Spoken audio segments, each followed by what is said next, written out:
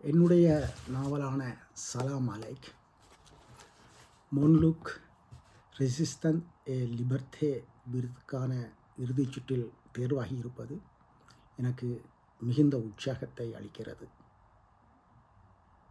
உங்களுக்கு தெரியும், என்னுடைய தாய்நாடான இலங்கையிலே ஒரு நீண்ட உள்நாட்டு யுத்தம் நடந்தது. அந்த யுத்தத்திற்குள்ளால் உருவாகி வளர்ந்தவன் நான். போரையும் கருத்து சுதந்திர மறுப்பையும் அடக்குமுறைகளையும் எதிர்கொண்டு இலக்கியவாதியாக உருவாகி வந்தவன். இலங்கையில் இப்போது வரை கருத்து சுதந்திர மறுப்பு அரசாங்கத்தால் நடைமுறைப்படுத்தப்படுகிறது.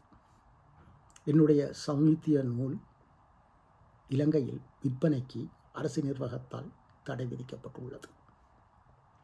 இந்த கொடிய போரால் உருவான ஒரு அகதியின் கதைதான் சலாம் அலைக். அவனுடைய கதை மட்டுமல்ல, இந்த உலகம் முழுவதும் நிகழும் பல்வேறு யுத்தங்களால் உருவான பல்வேறு அகதிகளின் கதைகளும் பின்னி பிணைந்ததே இந்த சலாம் அலைக் நாவல்.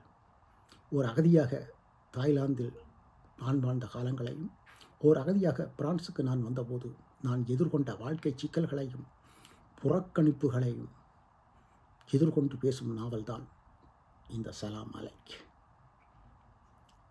போரையும் அதிகாரத்தையும் எதிர்க்கவும் கேள்வி கேட்கவும் ஒற்றை மனிதனாக, தனியொருவனாக நான் கையில் எடுத்துக்கொண்ட ஆயுதம்தான் இலக்கியம்.